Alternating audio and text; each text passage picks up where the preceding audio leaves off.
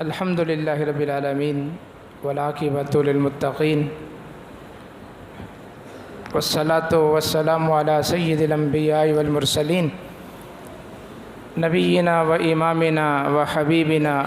و قائدنا و قدوتنا و قرۃ اعیننا محمد صلی اللہ علیہ وسلم خاتم النبیین وعلی آلہ و ازواجہ و اصحابہ وأہل بیتہ الطیبین الطاہرین ومن تبعہم بإحسان الی یوم الدین اما بعد۔ رمضان المبارک کے بعد اور عید الفطر کے پرکیف لمحات گزارنے کے بعد یہ ہمارا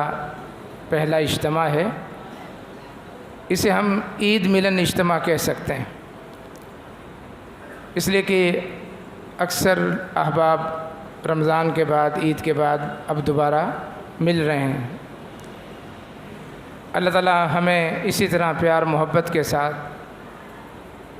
اور باہمی مودت احترام کے ساتھ رہنے کی توفیق عطا فرمائے۔ اللہ کا سہارا سب سے مضبوط سہارا، سب سے قوی سہارا ہے۔ اگر انسان اللہ سے اپنے تعلق کو جوڑ لے اور اپنی خوشی میں، اپنی غمی میں، اپنی تجارت میں، اپنی معیشت میں، اپنے شب و روز میں، اپنے گھر میں اور گھر سے باہر اللہ تبارک و تعالیٰ کے ساتھ تعلق کو استوار کر لے تو اللہ کبھی بھی اس انسان کو رسوا نہیں کرتا۔ اللہ کو شامل کر لیجئے اپنے ہر معاملے کے اندر، آپ کامیاب ہو جائیں گے دنیا میں بھی اور آخرت میں بھی۔ رسول اللہ صلی اللہ علیہ وسلم کی حدیث ہے، من احب للہ و ابغض للہ، جو اللہ کے لیے محبت کرتا ہے، کسی سے محبت ہے تو اللہ کے لیے، وہ ابغض للہ، کسی سے نفرت اور دوری اختیار کرتا ہے تو وہ بھی اللہ کے لیے، وہ اعطا للہ، کسی کو دیتا ہے، کہیں خرچ کرتا ہے تو وہ بھی اللہ کے لیے، وہ منع للہ، اور کہیں سے ہاتھ روک لیتا ہے، کہیں نہیں دیتا تو وہ بھی اللہ کی رضا کے لیے۔ ہر معاملے میں اللہ تبارک و تعالیٰ کو وہ شامل کرتا ہے۔ فقد استکمل الایمان، یہ کامل مومن۔ آج ہم ناکامیوں کا شکار کیوں ہیں؟ حسرتیں ہمارا پیچھا کیوں نہیں چھوڑ رہی؟ پریشانیاں ہمارا دامن کیوں نہیں چھوڑ رہی؟ اس کی ایک وجہ یہ کہ اللہ کے ساتھ جو تعلق تھا ہمارا وہ کمزور ہے، کمزور پڑ گیا ہے۔ اس اجتماع کا مقصد اللہ کے ساتھ جوڑنا ہے۔ اتنا تعلق آپ کا مضبوط ہو جائے اللہ کے ساتھ کہ اللہ کے ماں سوا کسی چیز کا ڈر، خوف، طمع، لالچ رہے ہی نہ۔ اتنا مضبوط ہو جائیں آپ کہ دینے والا اللہ ہے، بچانے والا اللہ ہے، عطا کرنے والا اللہ ہے، شفا دینے والا اللہ ہے، اولاد دینے والا اللہ ہے، کامیابیاں کامرائیاں دینے والا اللہ ہے، اللہ کے علاوہ کوئی نہیں کر سکتا۔ اس کے ساتھ ساتھ اللہ کے لیے کچھ چھوڑنا بھی سیکھیں۔ بس اوقات ایسی چیز جو آپ کا حق ہے اور آپ سمجھ رہے ہیں کہ یہ میرا حق ہے، مجھے ملنا چاہیے، لیکن وہاں جھگڑا ہے، فساد ہے، اختلاف ہے، ناچاکی پیدا ہو سکتی ہے، ناخوشگواری پیدا ہو سکتی ہے، چھوڑ دیں کہ میں نے اپنا حصہ بھی چھوڑ دیا، اپنا حق بھی چھوڑ دیا۔ کس کے لیے؟ اللہ کے۔ اور جب ایمان اس نہج پر پہنچ جائے کہ آپ اللہ کے لیے کچھ چھوڑنے والے بن جاتے ہیں، اللہ کے لیے اپنا حق بھی چھوڑ سکتے ہیں، تو پھر اللہ تعالیٰ آپ کو کبھی بھی رسوا اور ناکام نہیں کرے گا۔ رسول اللہ صلی اللہ علیہ وسلم کی ایک حدیث گزشتہ اجتماع میں آپ کے سامنے پیش کی تھی، من ترک للہ شیئا عوضہ اللہ خیرا من، کہ جو اللہ کے لیے کوئی چیز چھوڑ دیتا ہے اللہ تبارک و تعالیٰ اس کا بہترین نعم البدل اس کو عطا کرتا ہے۔ اور رسول اللہ صلی اللہ علیہ وسلم کی جو حدیثیں ہوتی ہیں جس میں آپ کچھ بات ارشاد فرماتے ہیں کہ یہ کرو تو یہ ملے گا، یہ کرو تو یہ ملے گا، یا کسی چیز سے ڈراتے ہیں کہ یہ کام نہ کرنا ورنہ اللہ کے عذاب کا شکار ہو جاؤ گے، وہ حدیثیں تبشیر سے متعلق ہوں یا تنذیر سے متعلق ہوں، حدیث اگر صحیح سند سے ثابت ہے تو اپنی اس کو حفظ جان بنائیں، ایمان لے آئیں کہ اس حدیث میں جو کچھ بیان کیا گیا ہے بعینہ ہی اسی طرح ہوگا۔ یہ ایک ایمانی کیفیت جب انسان کی بن جاتی ہے، اللہ اس کا قدم قدم پر ساتھ دیتا ہے۔ قاضی ابو بکر محمد بن عبد الباقی 5ویں صدی کے ایک بہت بڑے محدث گزرے ہیں۔ قاضی ابو بکر محمد بن عبد الباقی، حافظ ابن رجب رحمہ اللہ نے طبقات الحنابلہ میں ان کا ذکر کیا اور بڑے اچھے انداز سے کیا، اور ان کے ذکر میں ان کا ایک واقعہ نقل کیا انہی کی زبانی، قاضی ابو بکر محمد بن عبد الباقی کی زبانی۔ دیکھیں واقعات دوسرے مسلک والے بھی بیان کرتے ہیں، حکایتیں روایتیں، اور کسی بزرگ نے فرمایا فلاں بزرگ کے ساتھ ایسا ہوا، بے سند بے سروپا، عقائد کے خلاف، نظریات کے خلاف، توحید کے خلاف، رسالت کے خلاف۔ اہل الحدیث کے اسٹیج سے قرآن و حدیث بیان ہوگا، اور اگر کوئی واقعہ بیان ہوگا بھی تو وہ صحیح سند سے ثابت ہوگا، اور واقعہ نہ قرآن کے خلاف ہوگا نہ حدیث کے خلاف ہوگا، بلکہ اس واقعے کے اندر درس اور عبرت ہوگی۔ اور ہم واقعات اسی لیے بیان کرتے ہیں کہ قرآن و حدیث کے ساتھ ساتھ ہمیں ان واقعات کے ذریعے اللہ کی رحمت پر، اللہ کی مدد پر، اللہ کی طاقت پر یقین آ جائے کہ اللہ اس طرح کرنے پر قادر ہے۔ فرماتے ہیں کہ میں مکہ میں تھا، نوجوان تھا، میری ابھی شادی نہیں ہوئی، اور بڑی غربت کا میں شکار تھا، غربت اور افلاس کا شکار تھا۔ ایک دن میں گھر سے نکلتا ہوں کہ کوئی کام کاج مل جائے، نوکری مل جائے۔ گھر سے باہر نکلا تو راہ چلتے مجھے ایک تھیلی مل گئی، ریشم کی تھیلی تھی اور خوبصورت ریشمی بندھن کے ساتھ بندھی ہوئی، بڑی جاذب نظر میں نے اٹھا لی۔ ایسی تھیلی، ایسا اس کا بندھن میں نے پہلی دفعہ دیکھا تھا۔ کہتے واپس میں گھر آیا، اس تھیلی کو کھولا، ایسا گوہر آبدار اس کے اندر ہار تھا موتیوں کا کہ ایسے موتی میں نے کبھی پہلے دیکھے ہی نہیں تھے، بڑے خوبصورت۔ دل خوش ہو گیا کہ کیا چیز مل گئی مجھے۔ لیکن دوسرے لمحے چونکہ محدث تھے، امام تھے، خیال آیا کہ یہ تو تیری نہیں ہے، یہ تو لقطہ ہے، گری پڑی چیز ہے، تجھے تو اٹھانی بھی نہیں چاہیے تھی، لیکن اب تو نے اٹھا کر اپنے اوپر بہت بڑی ذمہ داری لے لی۔ اب جب تک اس کا مالک نہیں آتا تو استعمال ہی نہیں کر سکتا، تیرے کس کام کی؟ مالک آ گیا تو اس کو دینی پڑے گی۔ کہتے ہیں یہ سوچ کر میں نے تھیلی دوبارہ بند کی، اس کو گھر میں محفوظ جگہ رکھا، دوبارہ گھر سے نکلا کام دھندے کے لیے۔ بازار میں ایک بزرگ کو دیکھا کہ ایک بزرگ ہیں، نیک ہیں، ان کے ہاتھ میں بھی اس جیسی تھیلی ہے، اور وہ اس کو تھیلی کو ہلا رہے ہیں، اور تھیلی کے اندر موجود سکے ان سے چھن چھن کی آواز آ رہی ہے، اور ساتھ ساتھ وہ اعلان کر رہے ہیں کہ لوگوں میری ایک تھیلی گم ہو گئی جس کے اندر بڑا قیمتی ہار ہے، جو وہ تھیلی مجھے واپس کرے گا یہ 500 اشرفیاں سونے کے دینار بطور انعام کے اس کو دوں گا۔ اس سے آپ اندازہ لگائیں کہ وہ ہار کتنا قیمتی ہوگا۔ قاضی ابو بکر کہتے ہیں کہ میں نے کہا لو جی، اللہ تبارک و تعالیٰ نے حلال مال کا انتظام کر دیا، وہ تھیلی اس کو میں واپس کرتا ہوں، اس کے بدلے یہ 500 دینار یہ تحفہ دے رہا اپنی طرف سے اعلان کر رہا ہے، چلو جی اس کو لے کے گھر چلتا ہوں۔ میں نے کہا بابا جی میرے ساتھ آ جائیں۔ بزرگوں کو لے کر میں گھر پہنچا، ان سے پوچھا کہ آپ کی تھیلی کیسی ہے، انہوں نے بتا دیا، موتیوں کی تعداد بتائی، اور اس کے بعد وہ تھیلی جس بندھن سے بندھی ہوئی تھی اس بندھن کا رنگ بھی بتایا کہ وہ کس رنگ کا بندھن ہے۔ جب ساری نشانیاں بتا دیں میں نے تھیلی اٹھا کر ان کو دی، میں نے کہا یہ لیں آپ کی تھیلی۔ بابا جی نے تھیلی کھولی، اس میں سے ہار نکالا، دیکھا، خوش ہو گئے، اور وہ 500 دینار کی جو تھیلی تھی وہ میری جھولی میں ڈال دی کہ یہ لو تمہارا انعام۔ قاضی ابو بکر کہتے ہیں کہ میں اس تھیلی کو دیکھتا جو میری جھولی میں ہے، اور میں خوش ہو جاتا کہ اللہ تبارک و تعالیٰ نے 500 سونے کی اشرفیاں تمہاری جھولی میں ڈال دیں، کتنا حلال اور طیب رزق ہے، تم نے مانگا نہیں، مطالبہ نہیں کیا، یہ بابا جی خود دے رہے ہیں۔ اور دوسرے لمحے اندر ہی اندر سے آواز آ رہی ہے کہ تم نے کون سی محنت کی، یہ تھیلی تو کسی اور کے ہاتھ بھی لگ سکتی تھی، وہ بھی اس کو واپس کرتا، تم نے بھی واپس کرنی تھی، کون سی محنت کی؟ بغیر محنت کے یہ 500 دینار کیسے رکھو گے اپنے پاس، کیسے خرچ کرو گے، یہ تمہارے نہیں ہیں۔ اس طرح کے خیالات آنے لگے۔ کہتے ہیں کہ جب اس طرح کی کشمکش ہوئی میرے اندر تو بالآخر میں نے فیصلہ کیا کہ میں یہ دینار نہیں لوں گا۔ میں نے وہ تھیلی اٹھائی اور بابا جی کو دی، کہا بابا جی میرا ان پر کوئی حق نہیں ہے، یہ تھیلی آپ کی تھی، آپ کی ملکیت تھی، مکہ میں گری تھی، یہاں کی گری پڑی چیز اٹھانا حرام ہے، پھر بھی میں نے اٹھائی اس نیت سے کہ میں واپس کروں گا، میں نے آپ کی تھیلی واپس کر دی، میری کوئی محنت کوئی سرمایہ نہیں لگا، لہذا یہ میں میری غیرت گوارا نہیں کرتی کہ یہ میں آپ سے 500 دینار لوں یا آپ لیں۔ اس بوڑھے نے بڑا پس پیش کیا، دوبارہ میری جھولی میں ڈالی، میں نے پھر نکالی، اس طرح کرتے کرتے بالآخر میں غالب آ گیا اور اس بوڑھے کو اس کی دونوں تھیلیاں دے کر میں نے رخصت کر دیا۔ کہتے ہیں کہ اس دوران یہ حدیث میری سماعتوں سے ٹکراتی تھی، من ترک للہ شیئا عوضہ اللہ خیرا من، اللہ کے لیے کچھ چھوڑو گے اللہ تبارک و تعالیٰ اس کا بہترین بدلہ دے گا۔ اگرچہ وہ 500 دینار حلال کے آ رہے تھے میرے پاس، لیکن پھر بھی میں نے ان کو چھوڑا اس حدیث کی خاطر۔ کئی دن گزر گئے، کہتا میں روزانہ نکلتا مکہ میں کام تلاش کرتا، نہیں ملتا،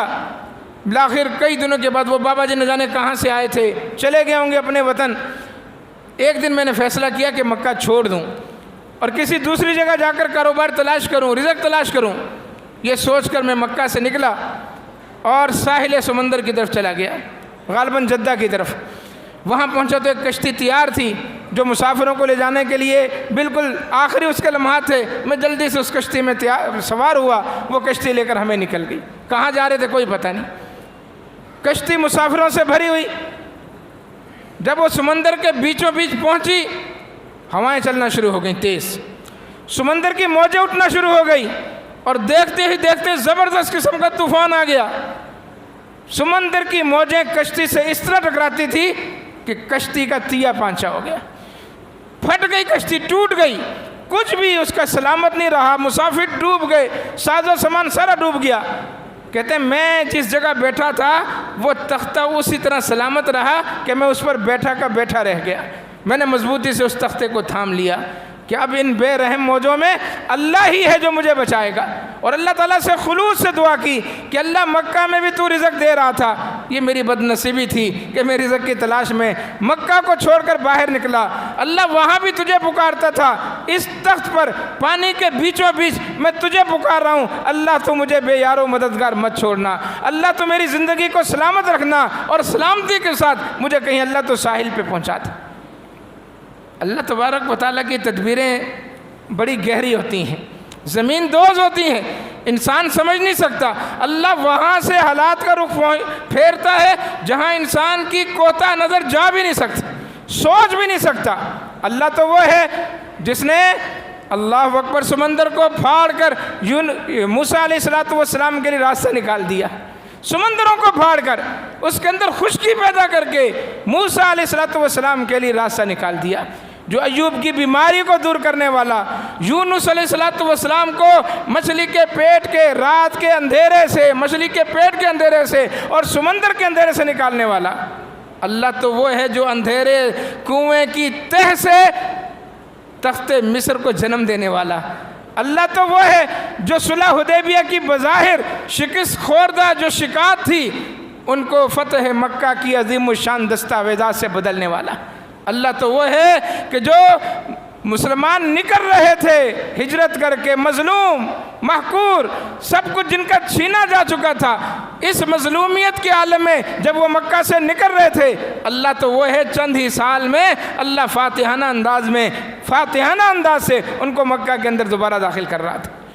اللہ کو پکار کر تو دیکھو، اللہ سے تعلق استوار کر کے تو دیکھو، اللہ پریشانیاں دور کر سکتا ہے۔ جس اللہ نے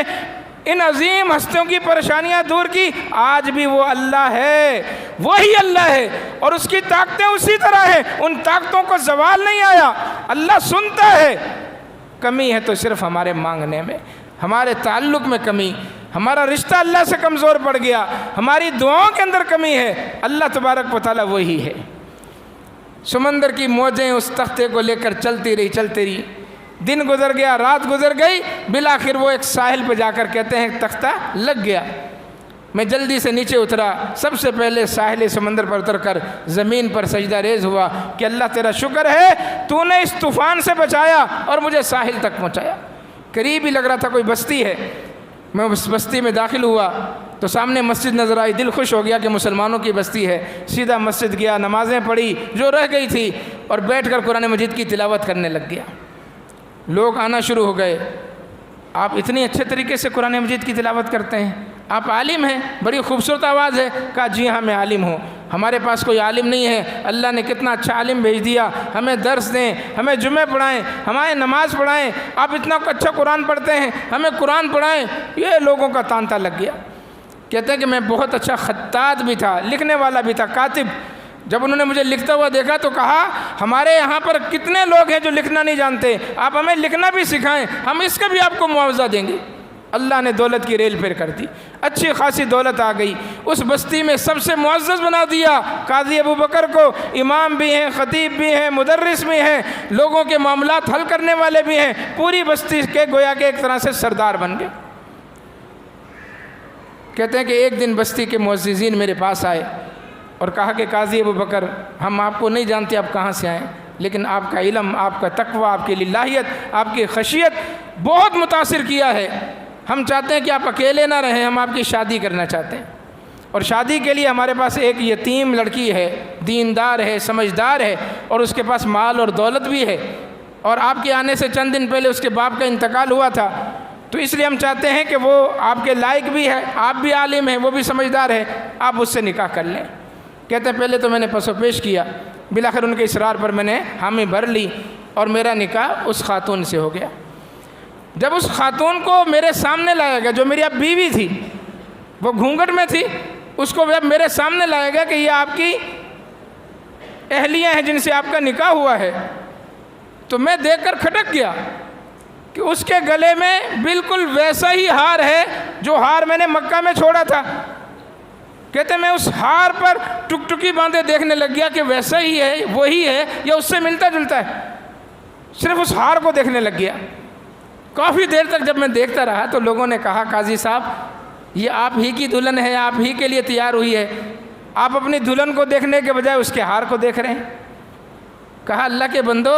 میں ہار کو اس لیے دیکھ رہا ہوں کہ اس جیسا ہار میں نے مکہ میں پایا تھا، اور ایک بزرگ کا وہ ہار تھا، میں نے اس کے حوالے کیا، میں نے سارا واقعہ ان کو بیان کیا کہ کس طرح میں نے وہ بزرگ کو وہ ہار واپس کیا، اس کے بعد پھر میں کشتی میں سوار ہوا اور کس طرح میں طوفان سے بچتا اس بستی تک پہنچا۔ جب میں نے پورا واقعہ، پوری ردا سنائی تو سب نے مل کر نعرہ تکبیر لگا، اللہ اکبر، پوری بستی گونج اٹھی۔ میں نے کہا کیا ہوا؟ کہنے لگے کہ وہ ہار جو آپ اس کے گلے میں دیکھ رہے ہیں یہ وہی ہار ہے جو آپ نے مکہ میں اس بزرگ کے حوالے کیا تھا۔ اس کا باپ جب سے مکہ سے آیا تھا ایک ہی بات اس کی زبان پر تھی، وہ کہتا تھا میں نے اس بستی سے لے کر مکہ تک آتے اور جاتے ہوئے اتنا دیندار اور غیرت مند انسان نہیں دیکھا، اس سے بڑھ کر قاضی ابو بکر سے بڑھ کر، جو اتنا دیندار، اتنا غیرت مند تھا کہ اس نے میرا ہار بھی واپس کیا اور مجھ سے پیسے بھی نہیں لیے کہ اس کی غیرت نے گوارا نہ کیا، اور ساتھ ساتھ وہ اللہ سے دعا کرتا تھا کہ اللہ مجھے مرنے سے پہلے اس شخص سے دوبارہ ملا دے، اور ساتھ ساتھ یہ دعا بھی کرتا تھا کہ اللہ میری ملاقات اس سے ہو، اس لیے ہو کہ میں اپنی اکلوتی لختے جگر کا نکاح اس سے کر سکوں۔ اور مرتے ہوئے بھی اس نے وصیت کی کہ میری بچی کا بھی نکاح نہ کرنا، انتظار کرنا، مجھے اللہ سے امید ہے کہ اللہ اس کو ضرور یہاں پہنچائے گا۔ کیا اللہ والے تھے، کیا یقین تھا۔ اور اللہ تعالیٰ نے قاضی ابو بکر کو اس بستی میں جس کا نام تک نہیں پتا تھا، راستہ تک معلوم نہیں تھا، اللہ نے اپنی تدبیر کے ذریعے کیسے ان کو اس بستی تک پہنچایا۔ کہتے ہیں وہ میری اہلیہ بن گئیں، اللہ تبارک و تعالیٰ نے مجھے اولاد عطا فرمائی، پھر وہ کسی بیماری کا شکار ہوئیں اور اس میری اہلیہ کا انتقال ہو گیا، ہار میرے بچوں کے پاس، لیکن وہ بھی چند دن زندہ رہے، یک کے بعد دیگرے میرے 2 بیٹے تھے، ان دونوں کا بھی انتقال ہو گیا، اور یوں وہ ہار اللہ تعالیٰ نے میری ملکیت میں دے دیا، میری ملکیت میں دے دیا۔ اور پھر میں نے اس ہار کو، یہ کم و بیش 1000 سال پرانا واقعہ ہے، 1000 سال پہلے، کہتے ہیں کہ وہ ہار میں نے اس وقت 1,00,000 دینار میں فروخت کیا، 1,00,000 سونے کے سکوں میں فروخت کیا، اتنا قیمتی وہ ہار تھا۔ تو قاضی ابو بکر وہ دولت کے اندر کھیلتے تھے، اللہ والے تھے، محدث تھے، طلبۃ العلم پر لٹایا کرتے تھے، آنے جانے والوں کو دیتے تھے، ان کا دسترخوان ہر وقت جاری رہتا تھا، خدم و حشم کی بھرمار تھی، دولت کے اندر کھیلتے تھے اور لوگوں کو بتاتے تھے کہ اللہ تبارک و تعالیٰ نے صرف 500 دینار چھوڑنے پر کہ میں نے وہ اللہ کے نام پر نہیں لیے جبکہ وہ میرے لیے حلال تھے، جائز تھے، میں نے وہ 500 دینار چھوڑے، اللہ نے 1,00,000 دینار کا بندوبست کر دیا۔ من ترک للہ شیئا عوضہ اللہ، اللہ کے نبی کی حدیث حرف بحرف سچی ہے، کسی ملحد کے دماغ میں آئے نہ آئے، کوئی اس پر ایمان لائے نہ لائے، اہل الحدیث صحیح حدیث منون مانتے ہیں، تسلیم کرتے ہیں کہ اللہ کے نبی نے جو فرما دیا وہ پتھر پر لکیر ہے، پتھر کی لکیر بھی مٹ جائے گی، لیکن اللہ کے نبی صلی اللہ علیہ وسلم کے صحیح الفاظ جو صحیح سند سے ثابت ہیں کوئی ان کو غلط ثابت نہیں کر سکتا۔ اللہ سے اپنے تعلق کو، رشتے کو استوار رکھیں۔ اللہ تبارک و تعالیٰ نے آپ کو یہاں پر مرنے کے لیے نہیں بھیجا کہ آپ بھوک سے مر جائیں، افلاس سے مر جائیں، پریشانیوں سے مر جائیں، بیماریوں سے مر جائیں، نہیں، آپ تو بڑے معزز لوگ ہیں۔ وَلَقَدْ كَرَّمْنَا بَنِي آدم، اللہ نے تو ہر انسان کو تکریم دی ہے۔ اللہ آپ کو کیوں مارے گا؟ اللہ آپ کو کیوں بھوک میں مبتلا کرے گا؟ اللہ آپ کو کیوں افلاس کے اندر مبتلا کرے گا؟ یہ تو آنی جانی چیزیں ہیں، شرط یہ ہے کہ اس بھوک، افلاس، پریشانی، بیماری میں اللہ سے اپنے تعلق کو استوار کریں۔ وہ اللہ آج بھی ہمارے حالات بدلنے پر قادر ہے، ضرورت اس امر کی ہے کہ ہم اللہ تبارک و تعالیٰ سے اپنے تعلق اور رابطے کو استوار رکھیں۔